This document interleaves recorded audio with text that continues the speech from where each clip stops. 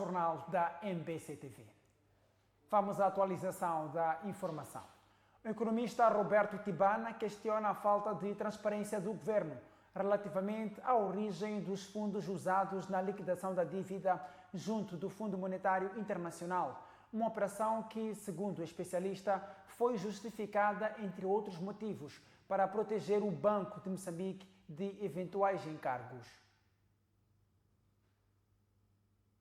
A decisão de liquidar antecipadamente a dívida de 698,5 milhões de dólares ao Fundo Monetário Internacional está a gerar mais dúvidas do que certezas. As justificações apresentadas pelo Ministério das Finanças continuam a ser contestadas, sobretudo por não esclarecerem a origem dos fundos utilizados pelo Banco de Moçambique para concretizar a operação. O documento colocado a circular na quinta-feira limita-se a apontar as razões da decisão, deixando de fora um dos elementos considerados centrais: de onde veio o dinheiro. Perante este cenário, o economista Roberto Tibana, convidado de especial informação da MBC-TV, defendeu a necessidade de maior transparência por parte do governo, sublinhando que os moçambicanos têm o direito de conhecer os contornos reais desta transação. Porque tem essas duas opções: deu numerário ao Banco Central ou emitiu um título e depois o Banco Central foi contra esse título buscar nas reservas internacionais e fazer o pagamento. Esta mecânica tem que ser explicada. Essa questão que porque se o governo deu um numerário ao Banco Central, numa altura em que... então nós temos que saber de onde é que o governo foi buscar esse numerário. Nós temos o direito de saber, no meio desta miséria toda, no meio destas dificuldades todas, se o governo deu o numerário, nós temos que saber que essa é a grande questão que... Se deu um título para depois o Banco Central, contra esse título, ir buscar das reservas internacionais em dólares, pagar o Fundo Monetário Internacional, também precisamos de saber. Tibana disse também que não havia obrigatoriedade de um pagamento imediato, uma vez que a dívida não constituía um ativo de risco para o FMI, afastando assim qualquer pressão externa que justificasse a urgência da liquidação. E eles, como governo, não querem que o Banco Central fique com este ativo tóxico lá. Mas estava em execução. Aí é que está. A questão fundamental aí é que está. É que não é um ativo tóxico no balanço do credor, aliás, não é? Do credor. Portanto, essa garantia, na linguagem deles, não é um ativo tóxico no balanço do Fundo Monetário Internacional. Tanto mais que o Fundo Monetário Internacional não estava a chamar, não estava a cobrar. O especialista considerou ainda pouco convincente o argumento de que a operação visava proteger o balanço do Banco de Moçambique.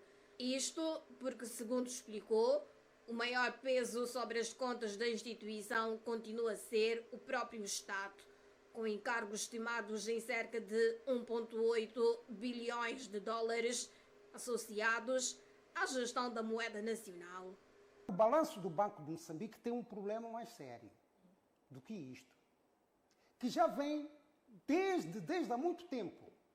O governo deve pagar ao Banco de Moçambique pelas perdas de desvalorização da moeda que o Banco de Moçambique sofre. Isto está na lei. O governo nunca cumpriu isso. Desde que esta lei existe, o governo nunca cumpriu isso. O balanço do Banco de Moçambique não está limpo. Qual é o valor neste momento que está lá? 1,8 bilhões de dólares é o equivalente dos valores acumulados das perdas e que estão lá no balanço do Banco de Moçambique. Por que o governo não resolveu esse problema? Que era mais simples até. A fechar, Tibana recordou que o FMI já havia alertado para este problema em 2003, sem que até hoje tenham sido apontadas soluções eficazes, o que, na sua perspectiva, reforça a necessidade de um debate mais profundo sobre a gestão das finanças públicas no país. E o economista Roberto Tibana alerta que a exclusão de Venâncio Mondlane do Diálogo Nacional Inclusivo compromete a legitimidade do processo. Segundo Tibana, Mondlane representa jovens urbanos e moradores das periferias, grupos muitas vezes afastados das decisões políticas e, por isso, ignorar a sua participação reforça a percepção de que as instituições escolhem quem fala pelo povo, fragilizando o diálogo. Que liderou este protesto todo, porque ele era parte do processo político, ainda não está nesse diálogo. A segunda fase do Diálogo Nacional Inclusivo teve início a 10 de março de 2026 e continua a dividir a opinião pública. Para o economista Roberto Tibana, a credibilidade do processo depende da inclusão e escuta de todas as classes sociais e de todos os moçambicanos. Ao criticar a exclusão de Venâncio Molhane, o acadêmico considera que tal decisão compromete a legitimidade do diálogo, defende que um processo que afasta deliberadamente uma figura política com peso nacional não pode, de forma plena, ser considerado inclusivo. Se tu queres fazer esse diálogo a sério mesmo, tens que dialogar com as pessoas que são os porta-vozes dessa outra parte que você não quer ouvir. Mas também não podes excluir estes também que querem dialogar. Não tem que excluir esses que querem dialogar. Ninguém disse para excluir ninguém. A minha posição, se você for lá no meu Facebook, há de ter visto, desde essa altura, isto tem que ser um diálogo para todos, mas tem que ser um diálogo estruturado. Não tem que excluir ninguém. O grande problema é que foi excluir o opositor principal. Tal situação, segundo o professor, retira credibilidade ao processo do diálogo nacional inclusivo. Portanto, esse mesmo aspecto tira muita credibilidade. Tira muita credibilidade. As pessoas podem dizer, está estabilizado, mas eles, está lá, a espada está lá, sobre a nossa cabeça, está lá pendente, está mesmo estabilizado. Porque é uma parte da sociedade que se encontra excluída deste processo.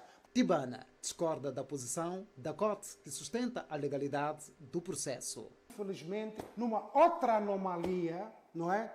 Se legalizou. E depois dizem, não, porque é um processo legal e ele está excluído legalmente, então nós não podemos fazer nada. Então, se legalizou uma coisa mal feita, vai lá deslegalizar. Segundo Roberto Tibana, um processo que exclui atores com expressão nacional não só enfraquece a sua própria legitimidade, como também alimenta a percepção de que o diálogo visa apenas tranquilizar a comunidade internacional em vez de resolver os reais problemas internos de Moçambique.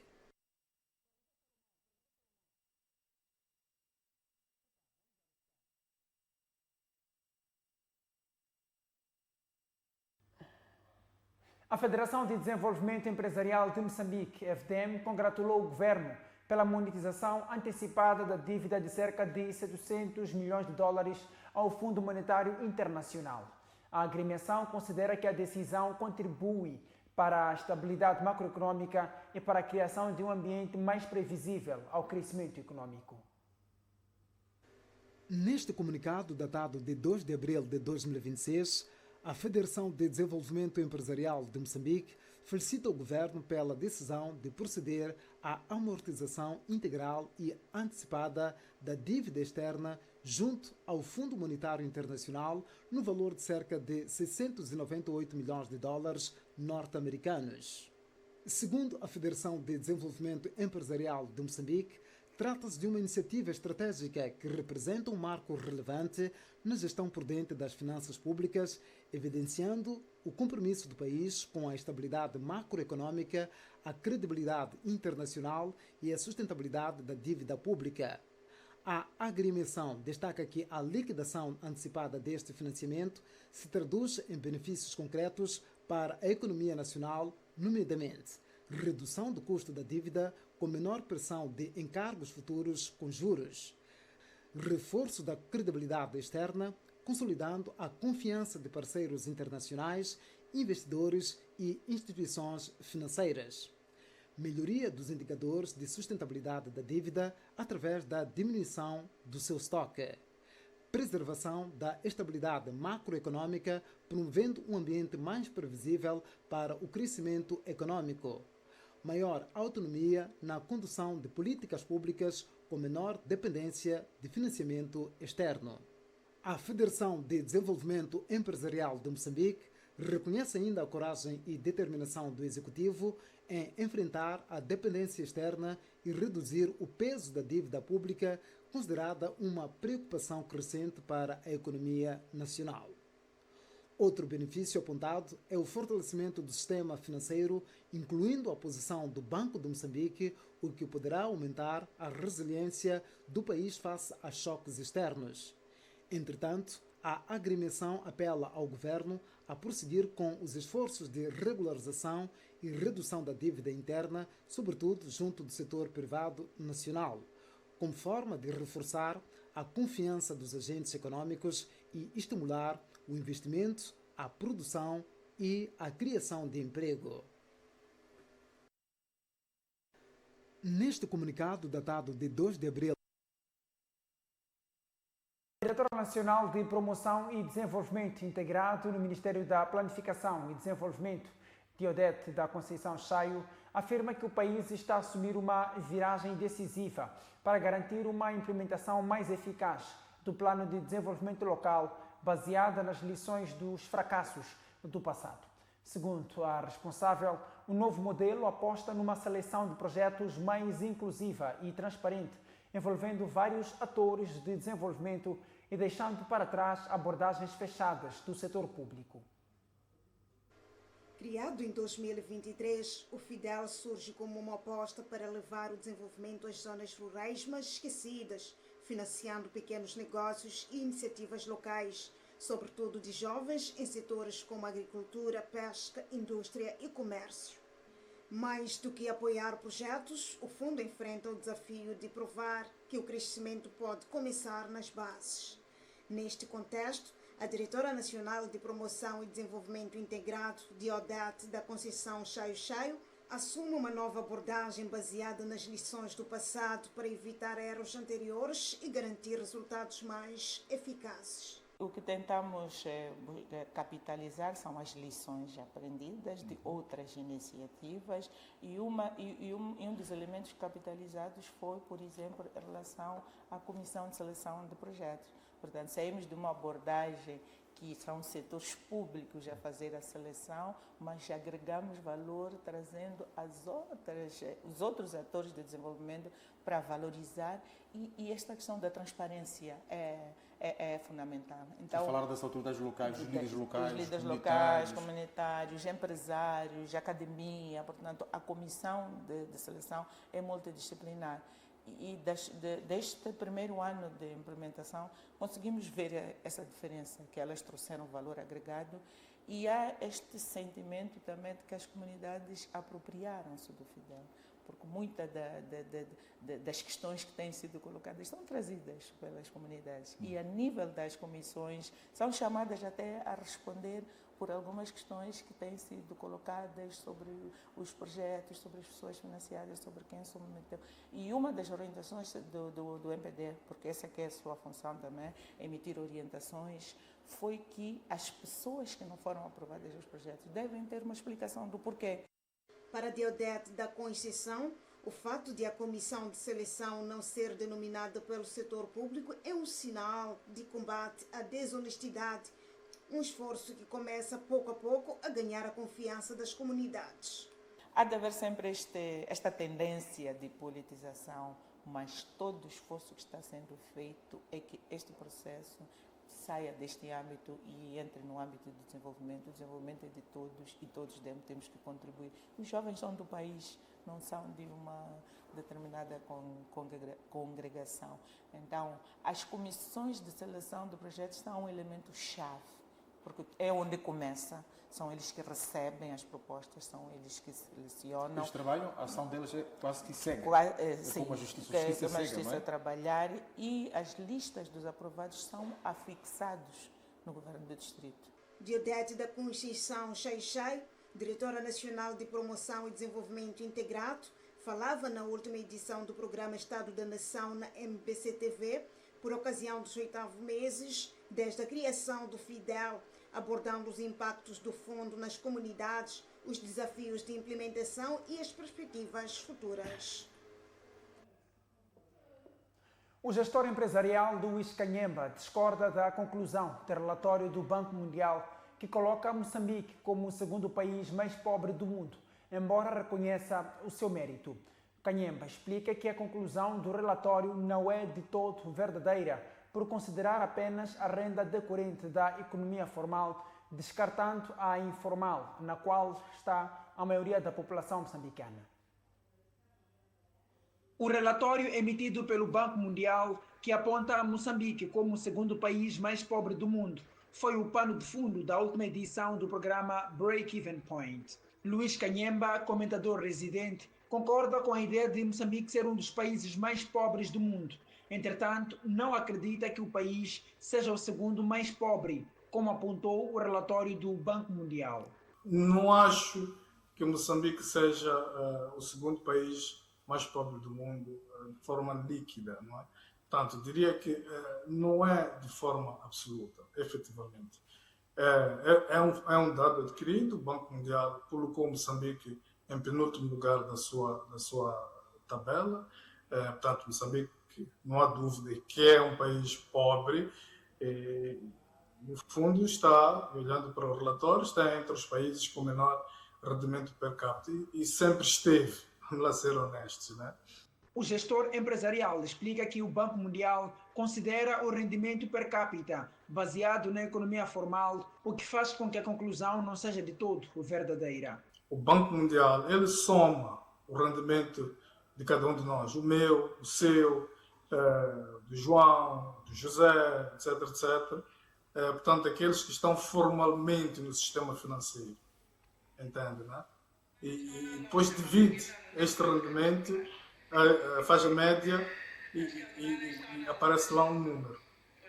E é isto que leva à conclusão do Banco Mundial. Naturalmente que há de ser uma conclusão não tão líquida, portanto não tão verdadeira. Ou seja, a maioria dos moçambicanos estão no sistema formal, são captados pelo sistema financeiro. Por exemplo, nós neste momento somos 33 milhões. Não é? De habitantes. E se o Banco Mundial captar que o rendimento é, por exemplo, 22 bilhões de dólares, divide-se por 33 e chega-se a uma conclusão. Naturalmente que essa conclusão vale o que vale, é uma conclusão séria, mas não capta tudo o resto. É daí que eu digo que Moçambique não há de ser o segundo país mais pobre do mundo, de certeza. Apesar das concórdias e discórdias, Canhemba deixou claro que Moçambique é um país pobre e que o mais importante a esta altura é que se envie mais esforços para promover o desenvolvimento econômico do país. Mas, por outro lado, nós não somos inocentes, nós vivemos num país maduro, com alguma idade, e temos ciência de que o país é pobre. Eu julgo que não deve nos interessar tanto se é o primeiro mais pobre, se é o segundo mais pobre e se é o terceiro. Deve nos interessar sabermos que de facto somos pobres, olharmos para o futuro com seriedade e encontrarmos soluções para sairmos da pobreza. A última edição do Break-Even Point pode ser revista nas plataformas digitais da MBC TV. Vamos agora então observar uma curta pausa. Voltamos dentro de instantes. Até já.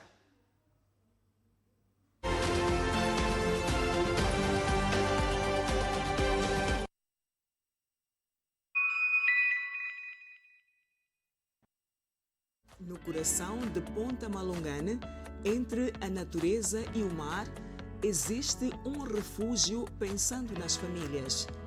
Bruma Homes, uma casa de praia para quem valoriza conforto, sofisticação e momentos de qualidade. Cada estadia é uma oportunidade de viver o melhor da vida e colecionar memórias inesquecíveis. Reserve já a sua experiência em família na Bruma Homes Malungane. WhatsApp 86 95 18 890. E-mail brumahomesmalungane@gmail.com. Instagram @brumahomes_malungane. Um elemento essencial para a vida. A água é criada pela natureza. Mas nós garantimos um rigoroso processo de filtragem para mais alta qualidade para você e sua família com tecnologia de ponta. para lhe oferecer uma experiência única de hidratação.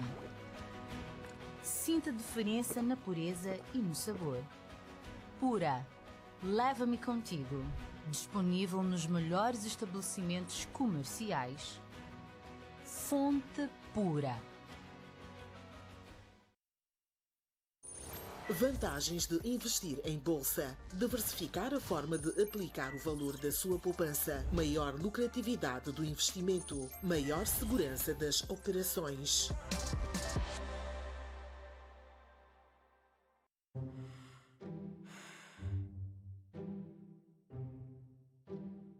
Ser artista profissional exige dedicação e esforço, mas o importante é estarmos sempre juntos.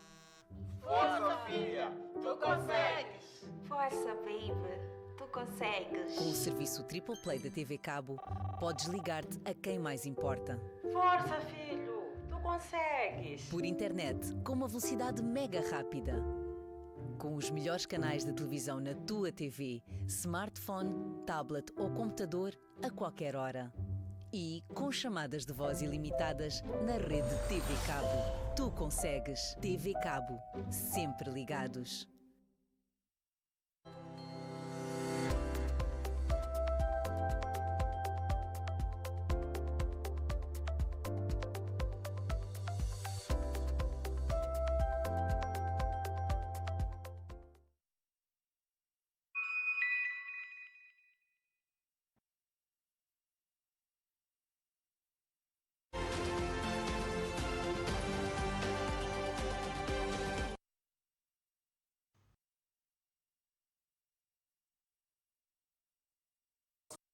Parte deste jornal.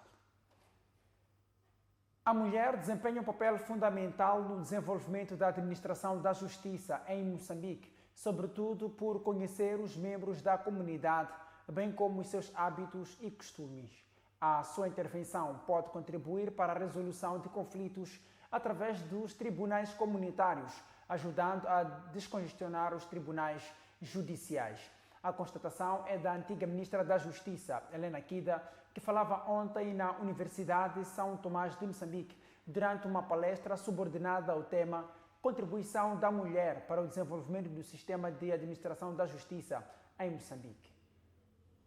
O ordenamento jurídico moçambicano reconhece a coexistência de vários sistemas normativos de resolução de conflitos, desde que não contrariem os valores e princípios fundamentais consagrados na Constituição da República. Ao abrigo da Lei nº 10/92, de 6 de maio, estes órgãos funcionam com base nos usos e costumes, privilegiando a reconciliação, sobretudo em matérias cíveis e familiares.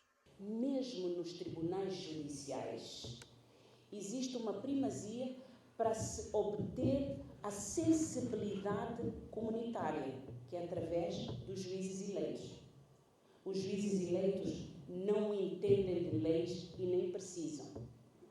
Não sei se está a perceber.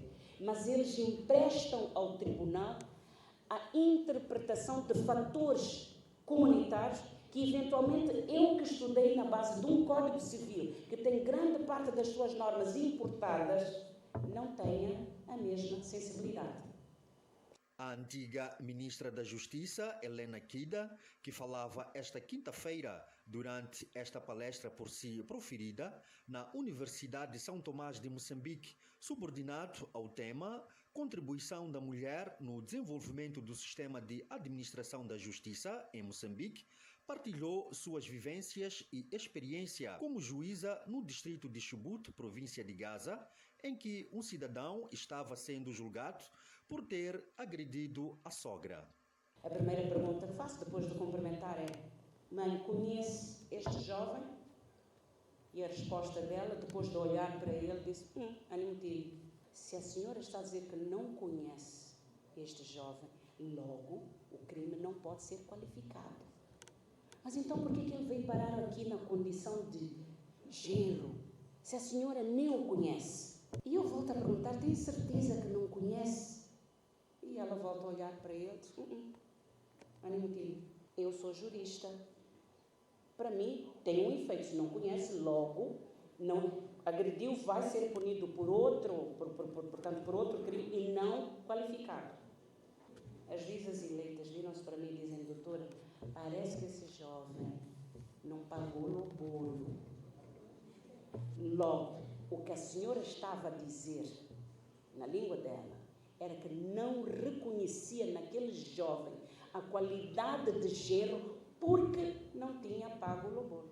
Para Helena Kida, os usos e costumes devem ser chamados para o direito positivo para dirimir conflitos e as mulheres desempenham um papel fundamental por conhecerem os integrantes da comunidade. Eu dizia: mãe, é assim, como agora tem outro julgamento, como tem outras pessoas aqui na sala, eu vou precisar de julgar, então a mãe vai sair, mas para não voltar para Chainite, né? Vai para a cadeia, um bocadinho só, vai ficar com ele só para ver se conhecem ou não. Se até depois da manhã chegar à conclusão que não conhece, então pronto, terminamos. Mas se lembrar que conhece, vamos voltar e eu na sexta-feira vou julgar. Isso era uma quarta-feira. Claro que isso não podia acontecer. Eu estava deliberadamente a blefar. E ela diz assim, olha para ele, não me tive. Percebe? Então são estes costumes, estes usos, estas tradições que têm que ser chamadas para o direito positivo quando nós temos que olhar para uma situação em concreto. As mulheres, sim, elas ajudam a resolver estes casos, porque nós temos também tribunais comunitários, onde temos muitas mulheres. E porquê que nós temos muitas mulheres nos tribunais comunitários? Porque, eventualmente, elas têm tempo, né? Têm disponibilidade e conhecem toda a gente. Helena Kida defende, por isso, o reforço do papel da mulher nos mecanismos locais de administração da justiça, considerando que a sua participação ativa pode contribuir para uma justiça mais acessível, inclusiva e ajustada à realidade das comunidades. Líderes religiosos defendem que as igrejas não devem ser politizadas, nem transformadas em espaços de obtenção de lucro. Os pronunciamentos foram feitos hoje, durante as celebrações da Missa de Paixão, momento em que se evocou a figura de Cristo como o Redentor da humanidade e se destacou o Tríduo Pascal como um período de profunda introspecção, amor e reconciliação. No ambiente marcado pelo silêncio, oração e simbolismo próprio desta quadra, o Tríduo Pascal, considerado o período mais sagrado do calendário cristão, convida os fiéis a revisitarem o sacrifício, a morte e a ressurreição de Jesus Cristo.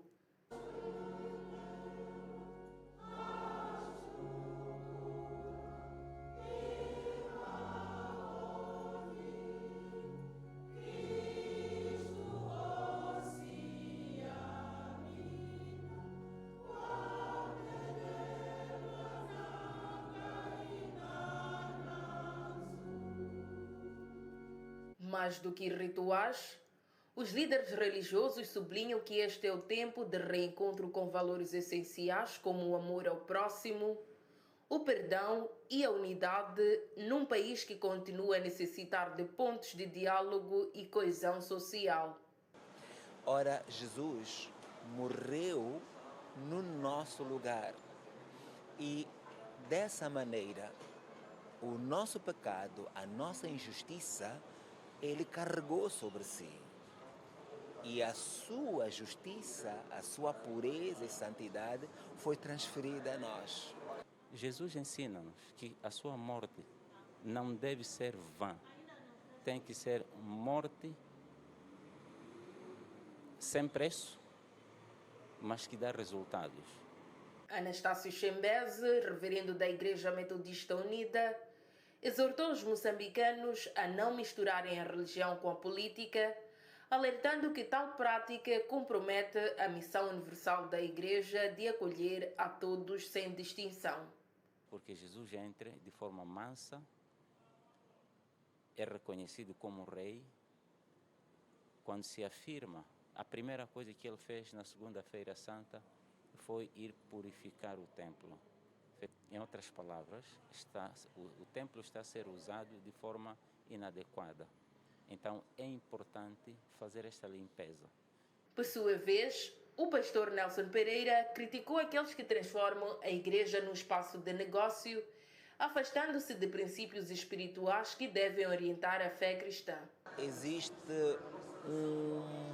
um materialismo exacerbado nas pessoas e o desenvolvimento da ciência, que devia servir de ferramenta para o bem, se nós reconhecêssemos que ela é um instrumento criado por Deus para o conhecermos melhor, em vez disso, usamos a ciência para lutar contra aquele que nos deu a capacidade de pensar, contra Deus. Então o homem está a desviar-se cada vez mais, infelizmente. Num tempo em que a Páscoa convida à renovação interior, ecoa a mensagem de que a fé não deve ser instrumento de divisão ou interesse, mas sim caminho de reconciliação.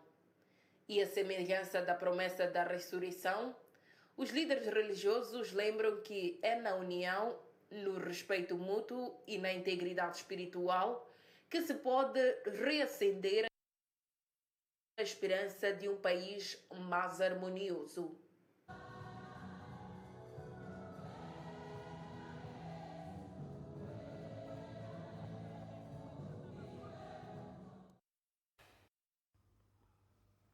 Fiéis cristãos afirmam que o sofrimento de Jesus Cristo na cruz não deve ser em vão e apelam a todos os moçambicanos para que cultivem de forma contínua a paz nacional, considerada o maior patrimônio do país.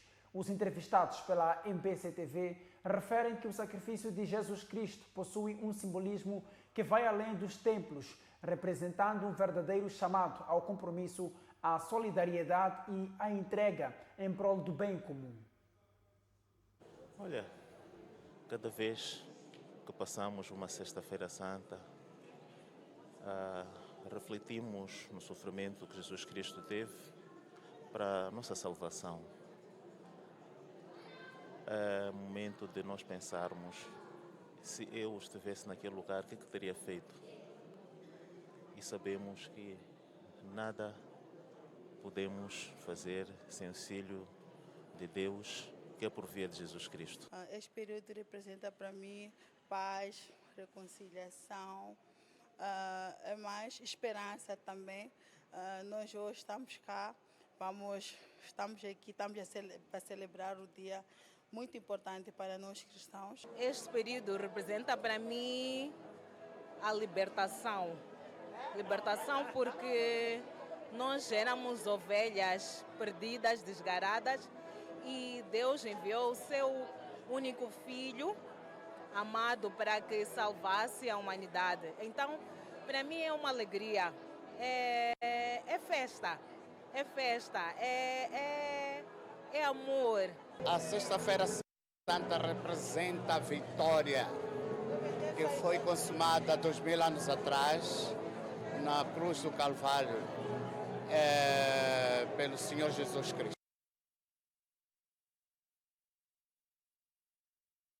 Com esta nota referente à Páscoa, colocamos então o ponto final a este Jornal da Noite. Esperamos que o caro telespectador esteja a gozar de uma Sexta-feira Santa abençoada e cá voltaremos amanhã, quando forem pontualmente 20 horas, para a atualização das informações ou das notícias. Até amanhã.